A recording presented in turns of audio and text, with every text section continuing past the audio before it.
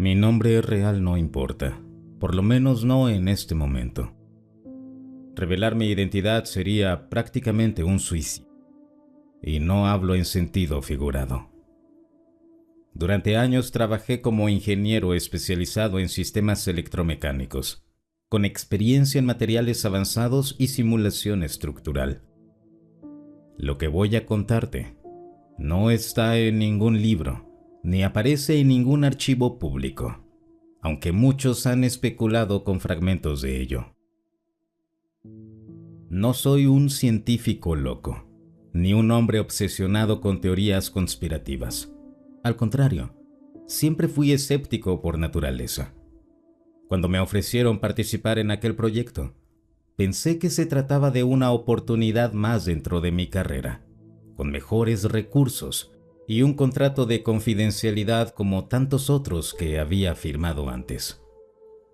Lo acepté porque, en principio, lo que me pedían era rutinario: análisis de componentes, validación de tolerancias, pruebas de resistencia en materiales que nunca había visto.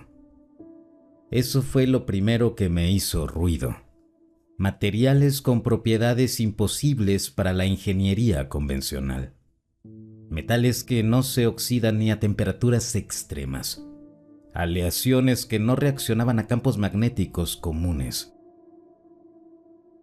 A lo largo de los años entendí que mi trabajo nunca fue para desarrollar un simple prototipo militar, ni un avance tecnológico común.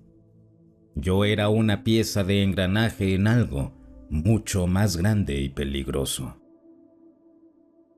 Lo que revelaré aquí no lo hago por protagonismo, sino porque el silencio se volvió insoportable.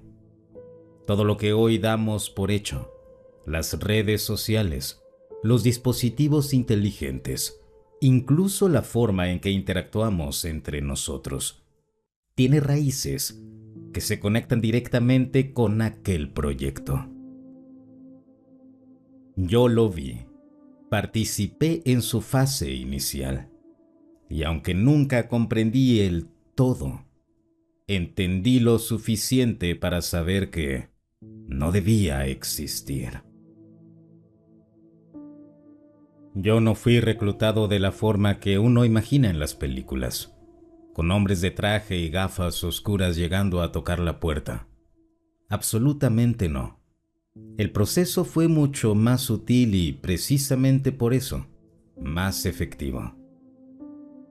En ese momento, trabajaba para una empresa contratista, dedicada a proveer servicios de análisis estructural para la industria aeroespacial. Nuestro trabajo era rutinario. Cosas como pruebas de vibración, resistencia de materiales bajo cargas dinámicas, cálculos de fatiga. Un día recibí un correo interno, marcado con prioridad, que solicitaba ingenieros con experiencia en modelado de sistemas electromecánicos y tolerancias de microcomponentes. Lo que llamó mi atención fue la cláusula de confidencialidad desde el primer contacto. Antes de siquiera darme más detalles del puesto, tuve que firmar un documento legal que especificaba sanciones penales y financieras en caso de divulgar información. Nunca había visto un NDA, acuerdo de confidencialidad, tan agresivo. Hablaba de pérdida inmediata de patrimonio, cancelación de licencias profesionales e incluso confinamiento por razones de seguridad nacional. La entrevista se realizó en un edificio anodino, sin letreros, en un parque industrial común. Nada que sugiriera secretos militares. El personal que me evaluó no vestía uniforme, parecían civiles, pero la forma en que hacían las preguntas delataba un entrenamiento muy específico. Querían saber si tenía antecedentes familiares en la política, si había viajado al extranjero, si tenía inclinaciones religiosas fuertes. Era evidente que no buscaban un solo ingeniero, sino un perfil psicológico, estable y fácil de aislar. Una semana después me llegó la oferta. El contrato no mencionaba a qué empresa real pertenecía. Solo aparecía un consorcio con siglas que no encontré en ningún registro público. El salario era el triple de lo que ganaba entonces, con beneficios adicionales como seguro médico especializado y la posibilidad de trabajar en proyectos de innovación avanzada. Acepté. En ese momento pensé que estaba dando un paso enorme en mi carrera, pero lo que no sabía era que acababa de entrar a un círculo del que prácticamente nadie sale ileso.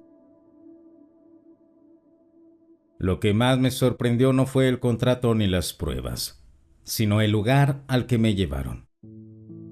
La mayoría imagina instalaciones subterráneas en medio del desierto, rodeadas de kilómetros de nada, con aviones militares sobrevolando. La verdad que no. La realidad era mucho más inquietante. La base estaba ubicada en un sitio ordinario, tan cerca de zonas urbanas que jamás se te ocurriría que ahí se desarrollaban proyectos de alto secreto. A simple vista parecía una instalación de almacenamiento, con bodegas, camiones entrando y saliendo, y personal vestido como cualquier trabajador industrial.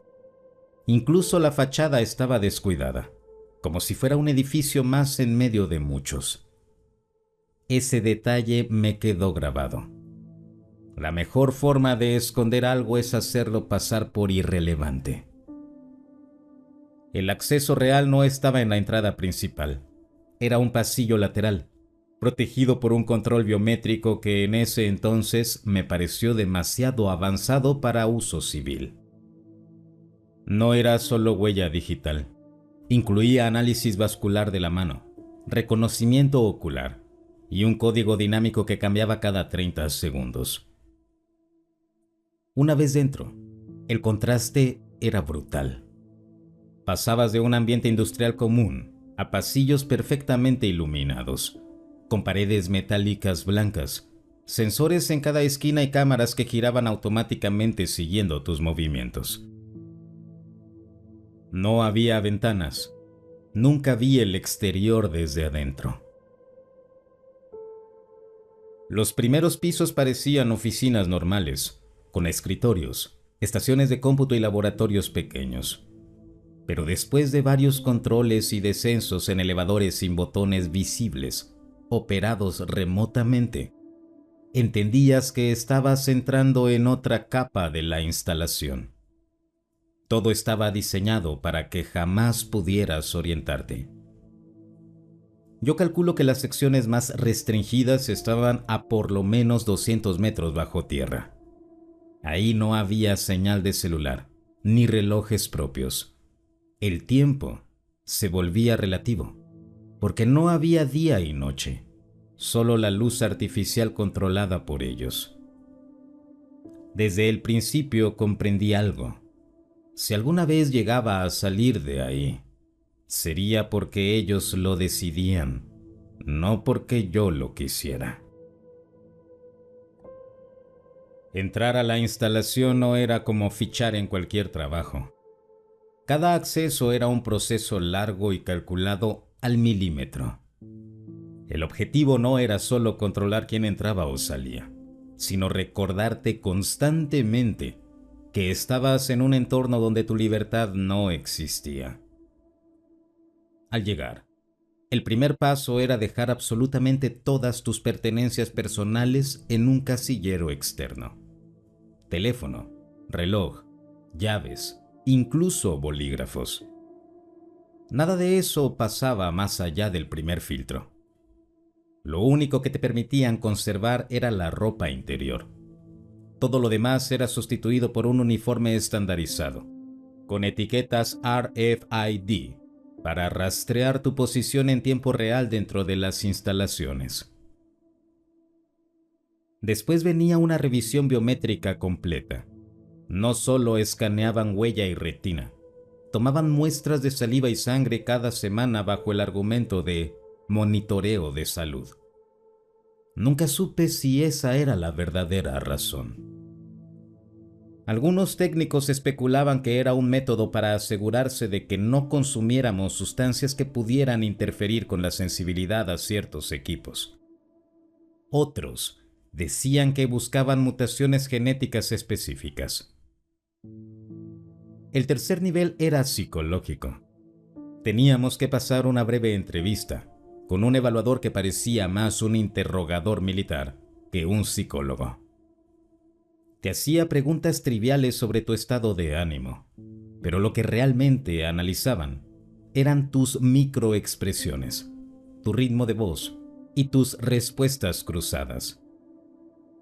Una sola incongruencia podía significar que no trabajarías ese día.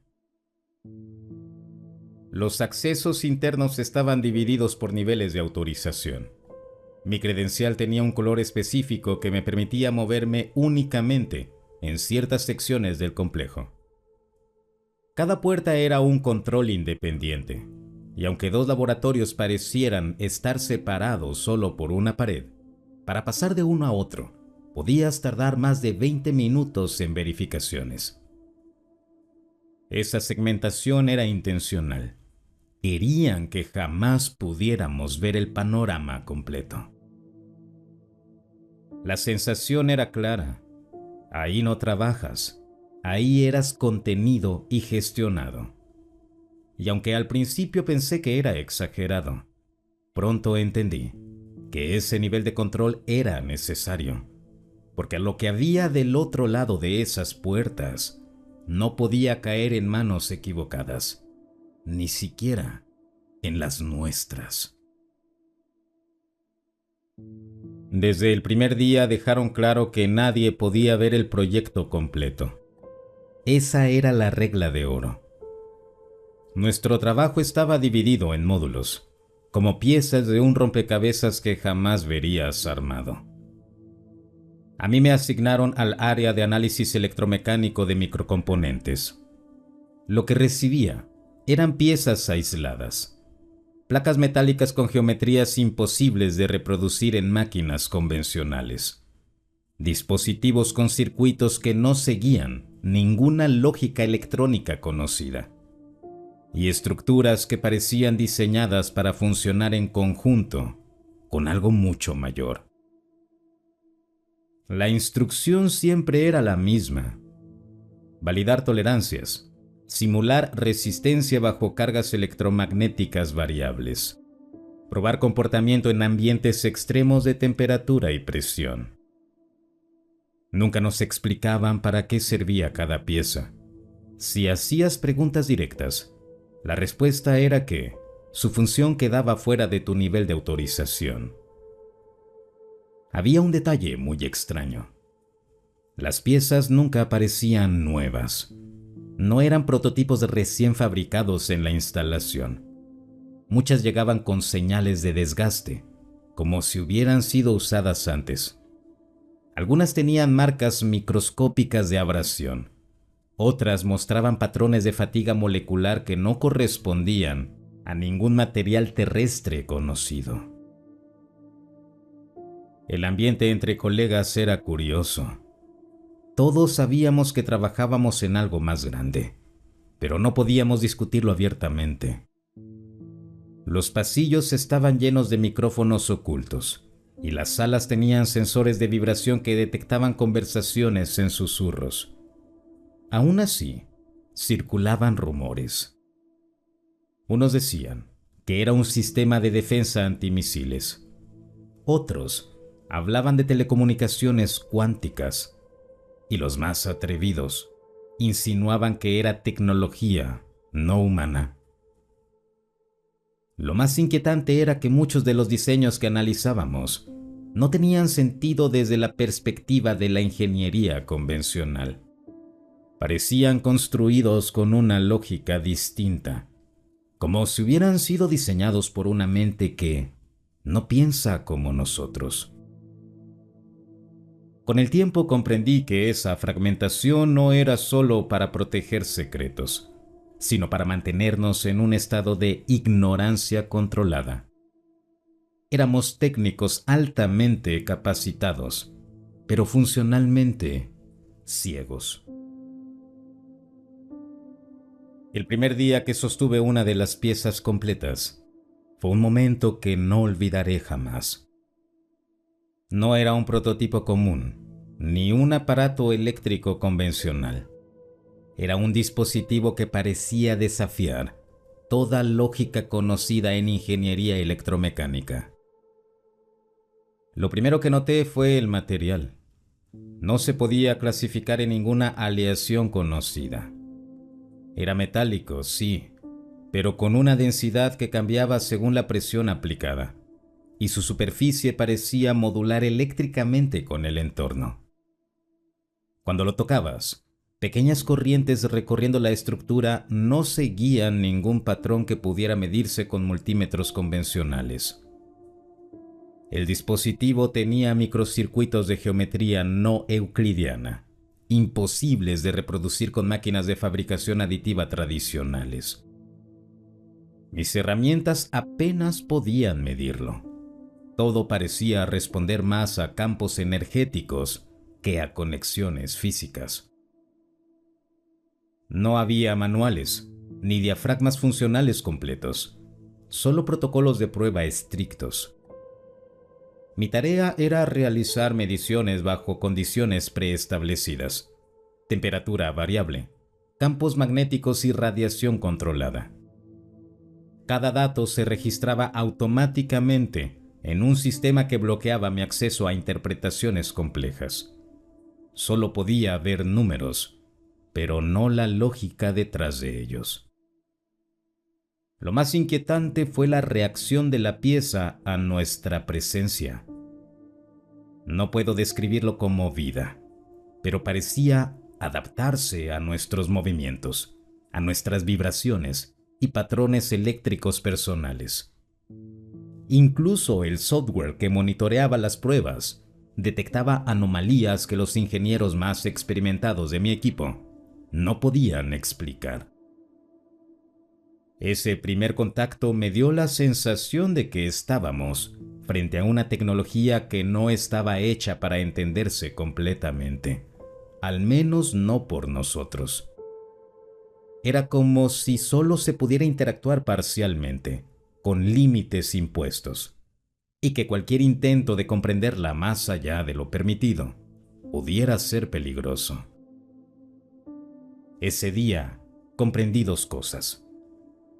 No trabajábamos en un simple proyecto militar o industrial, y que lo que manipulábamos tenía implicaciones mucho más allá de la ingeniería convencional, y probablemente también más allá de la ética humana.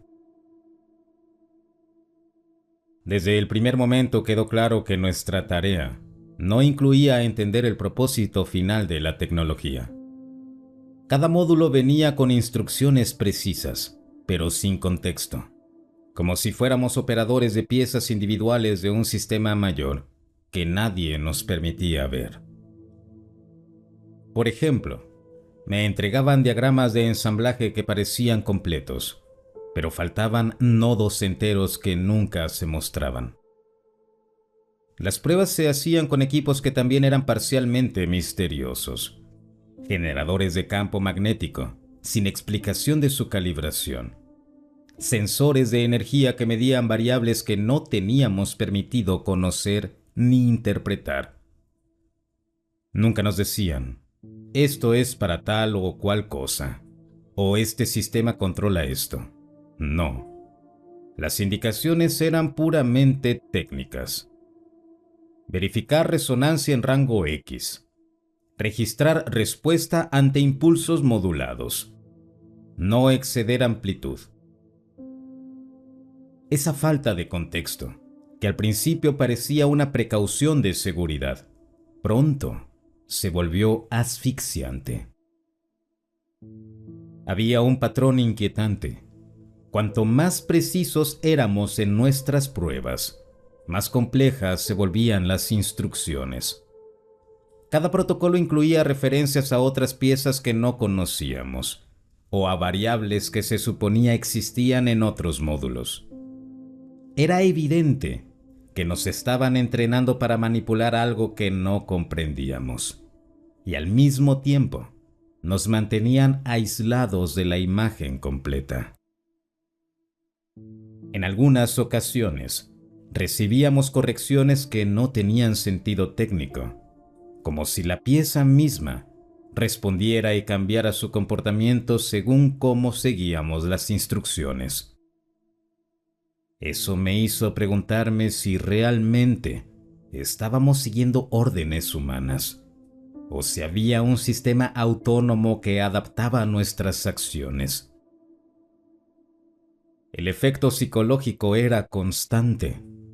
Trabajábamos horas sin tener idea de la aplicación final, conscientes de que cualquier error podía ser catastrófico y que nuestra ignorancia era parte del diseño. Esa sensación de operar a ciegas, con responsabilidad completa pero sin información, fue una de las experiencias más perturbadoras de mi carrera. A medida que pasaban los días, lo que al principio parecía un proyecto técnico extraordinario, comenzó a mostrar anomalías que desafiaban toda explicación científica convencional. Las piezas no solo respondían a nuestras pruebas, interactuaban con el entorno de maneras que ningún ingeniero debería haber observado. Por ejemplo, cuando activábamos ciertos protocolos de resonancia, los sensores detectaban fluctuaciones electromagnéticas fuera de cualquier parámetro conocido, afectando incluso dispositivos ajenos a la prueba. Oscilaban computadores, pantallas se encendían y apagaban, y en ocasiones, nuestros relojes y medidores mostraban lecturas imposibles. Otro fenómeno recurrente era la modificación temporal de resultados. Datos que habíamos registrado minutos antes aparecían alterados, como si la información misma fuera fluida, no fija. Esto generaba debates internos que debíamos mantener en privado, porque cualquier intento de documentación externa estaba prohibido y era considerado un riesgo de seguridad extremo. Algunas piezas emitían ondas que afectaban el equilibrio y la percepción de quienes trabajábamos cerca.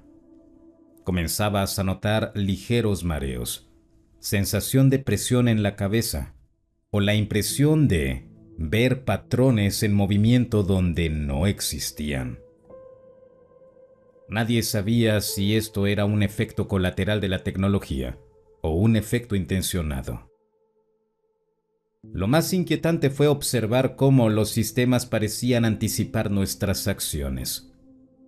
Un protocolo que aplicabas con normalidad un día, al repetirlo, mostraba respuestas diferentes sin que hubieras cambiado absolutamente nada. Era como si las máquinas aprendieran de nuestras pruebas. Aquel laboratorio dejó de ser un espacio neutral para convertirse en un entorno en donde las leyes conocidas de la física y la causalidad parecían solo sugerencias, y donde cada experimento podía cambiar nuestra percepción de la realidad. A medida que pasaban las semanas, comenzó a circular información informal y no oficial entre nosotros, los ingenieros. No era exactamente chisme, sino más bien observaciones y deducciones que cada uno hacía sobre lo que estábamos desarrollando, aunque nadie tuviera acceso a la imagen completa. Al principio eran simples teorías sobre telecomunicaciones avanzadas o sistemas de defensa. Algunos aseguraban que estábamos trabajando en proyectores de energía que podrían interferir con satélites, mientras que otros creían que se trataba de experimentos de propulsión de nueva generación. Pero con el tiempo, los rumores se volvieron más oscuros. Algunos compañeros comenzaron a hablar en voz baja sobre la posibilidad de manipulación de la percepción humana, de influir en decisiones o emociones sin contacto físico, utilizando ondas que afectan el cerebro. Nadie tenía pruebas concretas, pero las anomalías que cada uno había experimentado en los laboratorios, mareos, percepción alterada, registros que cambiaban, alimentaban esas hipótesis. Lo más inquietante era la manera en que ciertos ingenieros desaparecían temporalmente de sus estaciones de trabajo o eran asignados a áreas aún más restringidas sin explicación. Regresaban con una tensión visible, evitando hablar de lo que habían visto, como si hubieran sido testigos de algo que no debía discutirse, ni siquiera entre colegas. Había también una jerarquía no oficial de confianza. Los veteranos del proyecto hablaban en susurros de lo que viene después, refiriéndose a fases que nadie más podía imaginar, y advertían a los nuevos que curiosidad excesiva podía ser peligrosa. Esa atmósfera de secretos dentro de secretos hacía que cada interacción entre ingenieros estuviera cargada de desconfianza, pero al mismo tiempo de una especie de fascinación peligrosa. A través de estas conversaciones informales, comenzó a formarse un patrón. Aunque nadie tenía toda la información, todos intuimos que estábamos trabajando en algo mucho más grande y mucho más perturbador de lo que cualquier explicación oficial podría sugerir. El momento que realmente cambió mi percepción de todo ocurrió durante una prueba rutinaria. Estaba midiendo la respuesta de un módulo a impulsos modulados cuando noté un patrón que no debía existir. No era un fallo, ni un error de calibración. Los datos mostraban que la pieza emitía ondas que parecían interactuar directamente con la actividad cerebral humana. Al principio no podía creerlo. Revisé mis instrumentos, recalibré sensores, repetí la prueba varias veces. Cada vez, la misma respuesta. La pieza respondía no solo al estímulo eléctrico que le aplicaba, sino a mis propios patrones cognitivos. Era como si detectara mis pensamientos o intenciones y ajustara su comportamiento en consecuencia. Intenté explicar lo sucedido a un colega veterano, pero solo me miró fijamente y dijo: «Si eso es real, ya entendiste más de lo que deberías». Ese comentario me heló la sangre. Hasta ese momento, habíamos manejado piezas aisladas sin sospechar su verdadero potencial. Ahora, estaba claro que el proyecto podía afectar la mente humana, aunque nosotros lo estuviéramos usando como un simple ensayo técnico. Comencé a revisar todas las pruebas anteriores con esa perspectiva. Pequeñas anomalías que antes atribuía a ruido de medición, ahora tenían sentido. Fluctuaciones extrañas, respuestas aparentemente inteligentes de los módulos, cambios de registro que coincidían con emociones de los ingenieros. Todo apuntaba a una tecnología diseñada para manipular o influir en la percepción y el comportamiento humano. Y no por accidente, sino por diseño. Fue entonces cuando comprendí lo aterrador. No estaba trabajando en un experimento inocuo de ingeniería avanzada, sino en algo con un potencial de control que podía extenderse más allá de la base, hasta la sociedad misma. Todo cambió un día cuando un protocolo que normalmente ejecutaba sin incidentes produjo un efecto inesperado y perturbador. Estaba calibrando uno de los módulos de resonancia, siguiendo al pie de la letra los parámetros de prueba. cuando ocurrió algo que ningún manual ni instrucción podía prever. Primero fueron pequeñas anomalías. Luces en la sala parpadeaban. Los monitores mostraban lecturas inestables y el equipo de registro comenzaba a alterar sus propios datos. Pensé que era un fallo del sistema, hasta que empecé a sentir una especie de presión mental, como si mis pensamientos no fueran completamente míos, como si la pieza respondiera directamente a mi concentración y emociones. Intenté interrumpir el protocolo, pero la máquina parecía anticipar mis movimientos. La frecuencia de resonancia cambió sola y los sensores captaron patrones de actividad cerebral que yo no había generado conscientemente. Fue entonces que comprendí lo que realmente estaba sucediendo. La tecnología estaba interactuando con mi mente de forma activa, mucho más allá de un simple experimento físico. El incidente duró apenas unos segundos, pero dejó efectos posteriores: mareos, sensación de desorientación temporal y una percepción alterada de la realidad durante varias horas. No fue un accidente menor. Era la demostración práctica de que lo que estábamos desarrollando podía influir directamente en la cognición humana. Después del evento, la dirección del proyecto lo registró como anomalía controlada y me asignaron a pruebas rutinarias para no profundizar en lo sucedido. Pero yo sabía la verdad. Habíamos cruzado un límite que no debía ser cruzado, y las implicaciones eran aterradoras. No solo estábamos manipulando tecnología, estábamos manipulando mentes. Y probablemente el proyecto completo estaba diseñado para hacer mucho más de lo que podíamos imaginar. Después del incidente accidental, comencé a analizar todos los protocolos, mediciones y registros previos con un nuevo enfoque.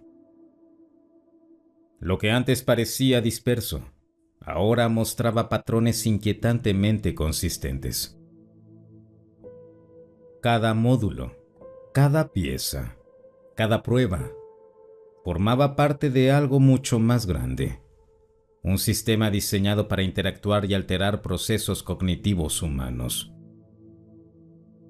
Al principio pensé que era paranoia, pero cuando revisé los datos históricos de las piezas y los módulos, noté que la tecnología tenía capacidad para modular emociones, percepción del tiempo y atención selectiva. Esto no estaba escrito en ninguna especificación ni en ningún manual. Era algo que los resultados mostraban por sí mismos. Los colegas más veteranos, de forma muy discreta, también compartían inquietudes similares. Algunos mencionaban que ciertos experimentos se parecían a pruebas de manipulación de comportamiento a gran escala, aunque nadie podía confirmarlo. Mi sospecha creció al observar cómo los protocolos estaban conectados con redes de comunicación externas. Cada prueba parecía calibrar la tecnología no solo para el laboratorio, sino para interacción con sistemas externos que podrían alcanzar grandes poblaciones. Aunque no podía demostrarlo, todo indicaba que el proyecto no se limitaba a la base, sino que podría impactar la percepción y decisiones de individuos fuera de nuestro control. Era aterrador. Todo el tiempo trabajé en la ilusión de que éramos técnicos aislados de cualquier consecuencia real. Ahora comprendía que, aunque no hubiera terminado el proyecto, ya estaba operando de manera parcial en el mundo real, y que lo que desarrollábamos podría haber sido la base de una forma de control sobre la sociedad misma. Esa certeza me hizo replantear cada decisión, cada prueba y cada interacción con mis superiores. Entendí que no podía confiar completamente en lo que nos decían, ni en lo que otros ingenieros asumían.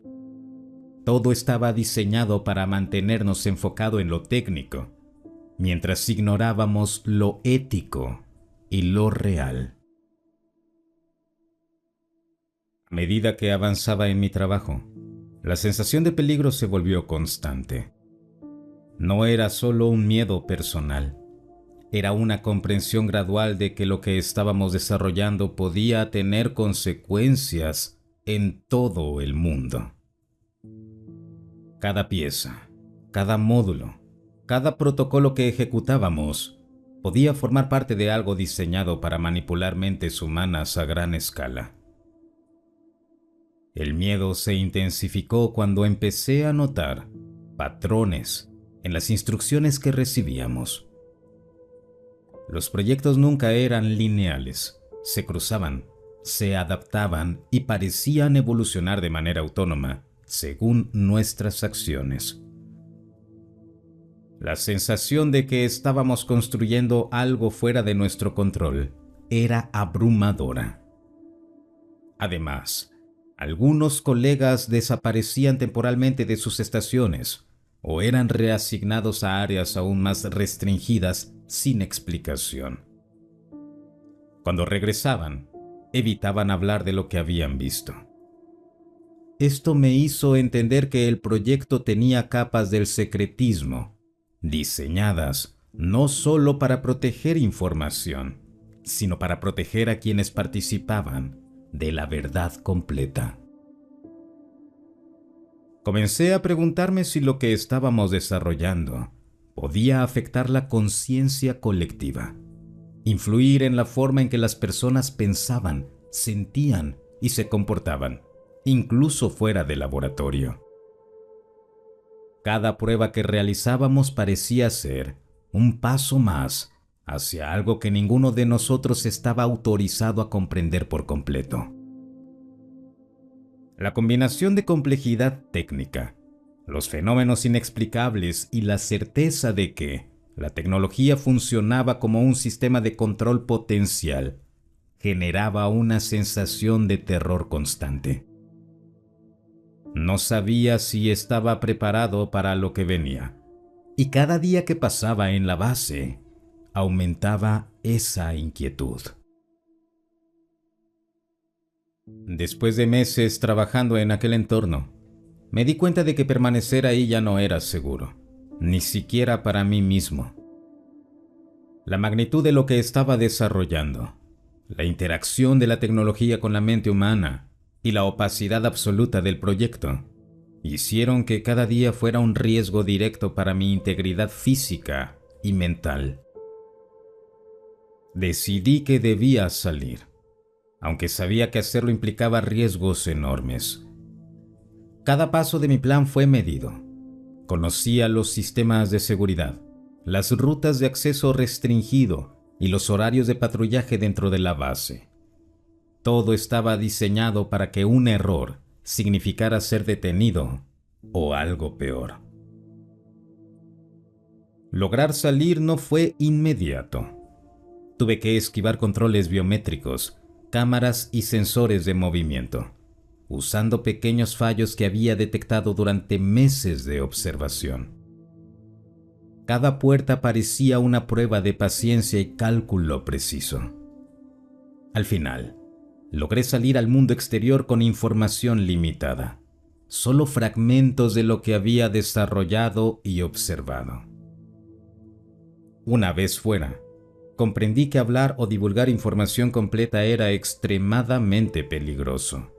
Por eso, durante años guardé silencio. Cada palabra podría haberme costado la carrera, la libertad o incluso la vida. La única forma de protegerme y proteger a otros era compartir fragmentos cuidadosamente seleccionados, sin revelar nombres, ubicaciones exactas o detalles críticos que pudieran ser replicados. Ese silencio fue pesado, pero necesario. Al día de hoy, al relatar esta experiencia, siento que ya no se trata de mí, sino de advertir sobre lo que esta tecnología podría significar si se aplicara a gran escala. Cada fragmento que comparto es una pieza del rompecabezas, suficiente para comprender la magnitud del proyecto sin exponerse a riesgos directos. Mirando hacia atrás, después de todo lo que viví, comprendo que la verdadera magnitud de la tecnología que ayudé a desarrollar nunca fue para fines convencionales de ingeniería o ciencia aplicada, sino que estaba diseñada para manipular la percepción, las emociones y los patrones de comportamiento de las personas a nivel masivo. Aunque yo trabajé en módulos aislados, en protocolos limitados, los fragmentos que ensamblé permiten inferir un propósito perturbador: controlar y direccionar la atención humana, moldear opiniones, decisiones y reacciones. Lo que en aquel momento me parecía un simple experimento en algoritmos y sistemas de retroalimentación de datos, hoy se asemeja a los mecanismos invisibles que gobiernan redes sociales, publicidad y flujos de información en nuestra sociedad. No puedo decir que quienes gestionan esa tecnología sean necesariamente malvados, pero sí puedo afirmar que el alcance de lo que desarrollamos trasciende la ética y la comprensión de quienes son expuestos a ella. Cada notificación, cada patrón de interacción, cada decisión que creemos tomar de manera libre podría haber sido anticipada, modelada y utilizada para fines que no comprendemos totalmente. Lo más aterrador es que no necesitamos bases secretas ni laboratorios ocultos para que esto funcione el día de hoy. Las estructuras que ayudan a manipular nuestra percepción, emociones y decisiones ya están entre nosotros, integradas en nuestros dispositivos, nuestras interacciones digitales y nuestros hábitos cotidianos. La frontera entre la ingeniería avanzada y la influencia cotidiana se ha vuelto difusa, y la línea entre la libertad y control nunca fue tan frágil. Al relatar esto, mi propósito no es sembrar paranoia sin fundamento, sino abrir una ventana, mostrar que existe un conocimiento avanzado, aplicado de manera estratégica, y que nuestro mundo no es tan transparente como creemos. La advertencia está en la información, en la conciencia y en cuestionar la realidad que se nos presenta, porque el poder de moldear mentes ya no se limita a laboratorios ocultos, sino que vive en la palma de nuestras manos. Con esto concluyo, no con respuestas definitivas, sino con preguntas que cada uno debe enfrentar. ¿Hasta qué punto nuestras decisiones son realmente nuestras? ¿Qué fragmentos de la realidad nos están mostrando? ¿Y cuáles nos ocultan? Si el video te gustó, no olvides suscribirte y compartirlo. Hasta el próximo relato.